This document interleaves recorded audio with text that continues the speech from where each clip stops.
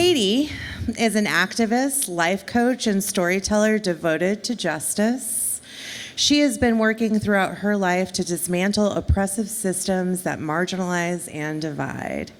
Through coaching, she brings justice home into the relationship we have with ourselves. Through storytelling, she practices activism as medicine, using narratives to restore connection and collective healing. Love that.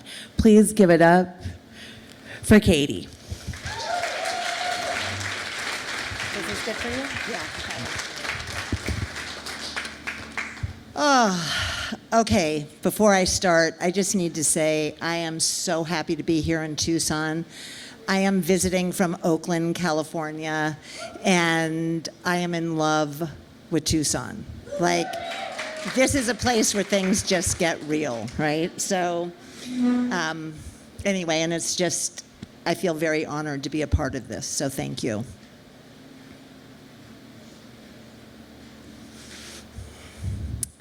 Well, I did a thing.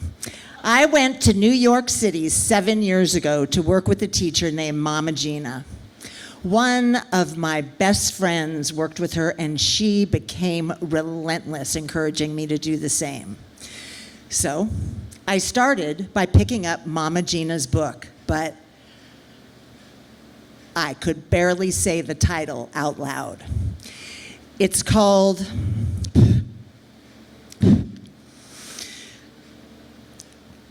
Pussy. The word pussy made my skin crawl. But something about that word drew me in and repelled me at the same time. You see, I'm devoted to personal growth, and living on the edge, well, it's kind of my jam. So I knew I needed to go to New York City to work with Mama Gina in her weekend introduction called The Experience, and it was definitely that. So I made my way to the Jacob Javits Convention Center in New York City, where I found 2,500 women from around the globe. Oh, and there she was, Mama Gina.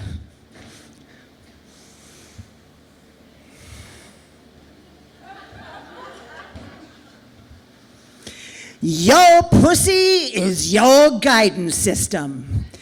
Your pussy has the power to alchemize your anger, fear, sadness, and desperation into fuel that propels you rather than destroys you. Oh my God! I was horrified and completely drawn to her. But how did I get here at 58 years old and never being exposed to this before? As a child, I experienced so much injustice, and I didn't know how to make sense of it. So I started to shut down parts of myself, the parts that had needs and the parts that I loved but could no longer be. I remember my parents and siblings presenting a face to the world that was completely absent when we closed the doors to our home, like telling half-truths about our lives. I remember my mom talking to her friends and saying, "Oh, we are so proud of the girls. They're excelling in school. Oh, and we are so excited about our summer plans. Judy and Janet are going to sleepaway camp, and Katie's going to day camp. So Morty and I will finally have some time to ourselves." But behind closed doors, when the accolades to others quieted, I remember hearing whispers about me being crazy. My mom would ask my dad questions like, "What is wrong with her? Why does she ride on the floorboard of our car in a fetal position? Why does she hide in closets? Why is she having trouble in school? What are we going to do with her?" Well, My role in my family was clear early on. I was the problem. So as I grew up, I channeled my confusion and anxiety towards social justice. I had a radar for injustice. I could smell that stench from a mile away. Injustice was intolerable for me. So I became a disruptor. Yeah. In the 6th grade, my parents sent me to a Catholic school, and God only knows why, because we're Jewish. Well, I hit the ground running, and the shit hit the fan when I arrived. There was so much privilege and hierarchy in the school, and I didn't like it. I couldn't stand the uniforms or the status of the priests over the nuns. And as a Jew, I was taught to question authority, but that was definitely not allowed there.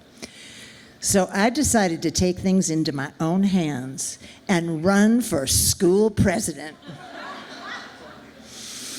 My motto was, let's change the school from holy to holy moly.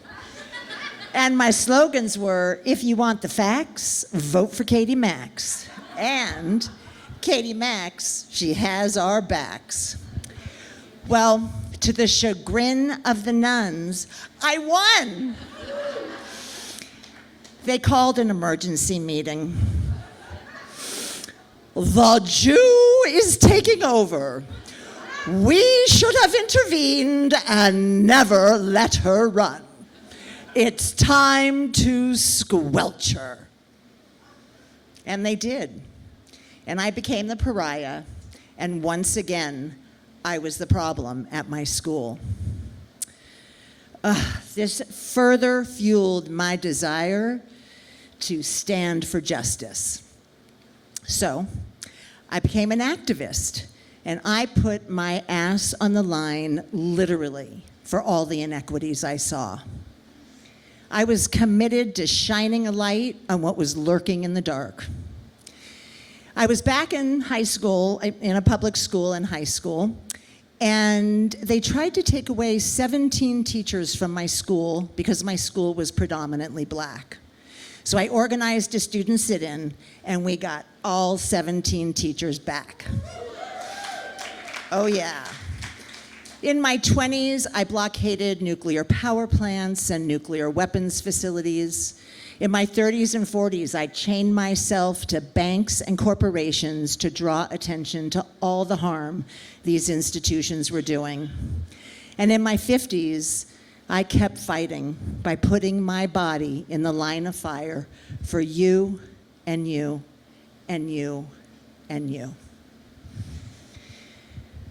I was able to withstand police batons being cracked on my neck, my shoulders, my legs, and my back because I had a skill to float above my body in slow motion as I watched from a higher vantage point.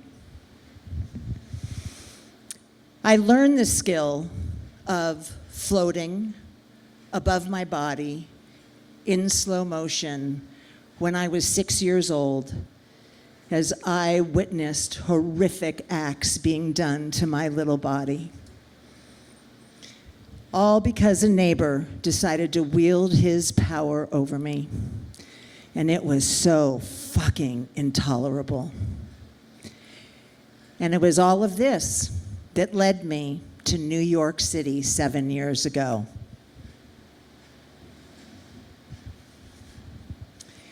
As I was sitting in a room with 2,500 women from around the globe, I was gobsmacked by Mama Gina. Sisters, it's time to take off your masks. It's time to stop pretending that you have it all together. It's time to stop denying your pain. And it's time to stop bending into a pretzel trying to please others. Whew. Sisters, our conditioning began early on. So I'm curious to hear what you were taught to call your private parts as young girls. As the mic went around the room, these were some of the names. Hoo-ha, hoo-hoo, down there, pee-pee, coochie, vagina, bottom, peach, and fanny. What the fuck? Ay, ay, ay. So at that point, Mama Gina said, I'm really curious to hear what you have experienced. So I would like you to rise out of your seat if you experience any of the following. Rape or incest as a child.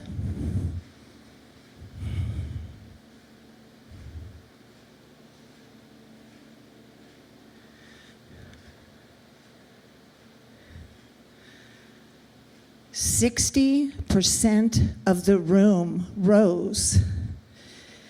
I could barely breathe." She then went on and asked if we experienced any of the following: rape as an adult, being trafficked, domestic violence, sexual harassment at work, and being shamed.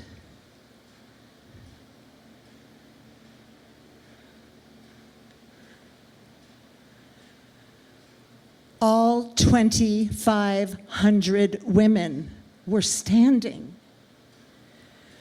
Oh, we got rocked. We found ourselves in a sea of unnamed shame, each one of us carrying her unnamed shame between her legs.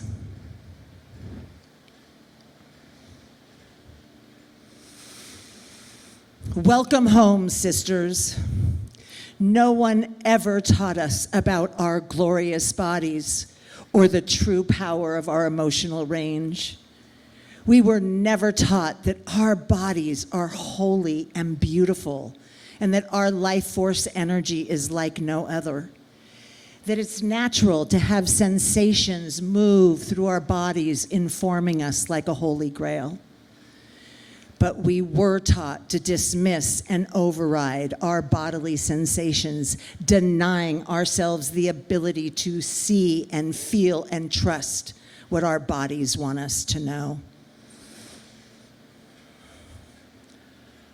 Oh, I felt so alive with pulsating, tingly sensations moving through my body. It was like my body had a life of her own. But holy shit, I've been living from the neck up my entire life, cut off from the glorious information and wisdom of my body. Oh, I felt so alive.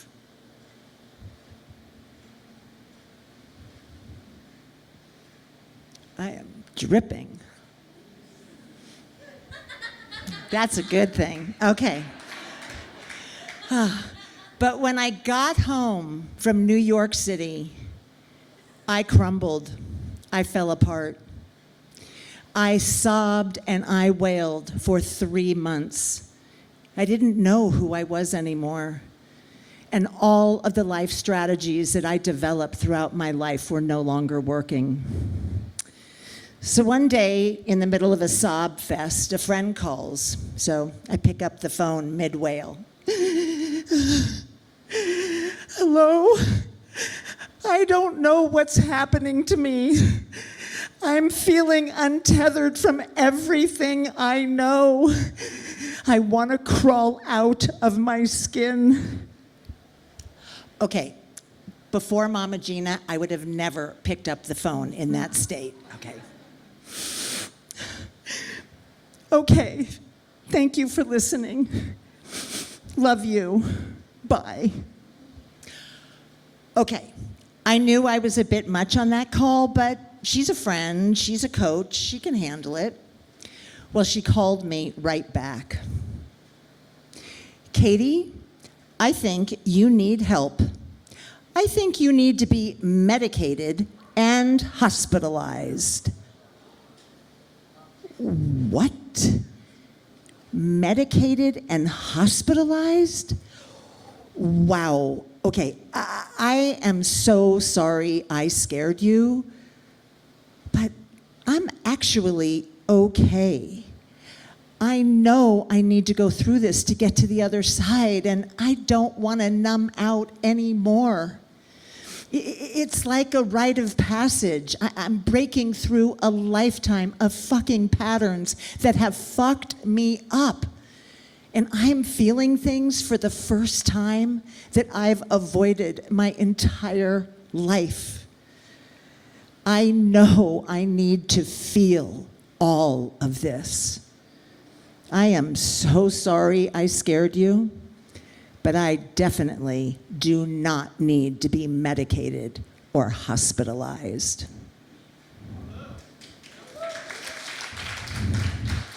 Yeah. As much as I wanted to crawl back into the safety that I once knew by living in the numbing status quo of womanhood cut off from my body and the joy she provides, I couldn't betray myself for another fucking minute.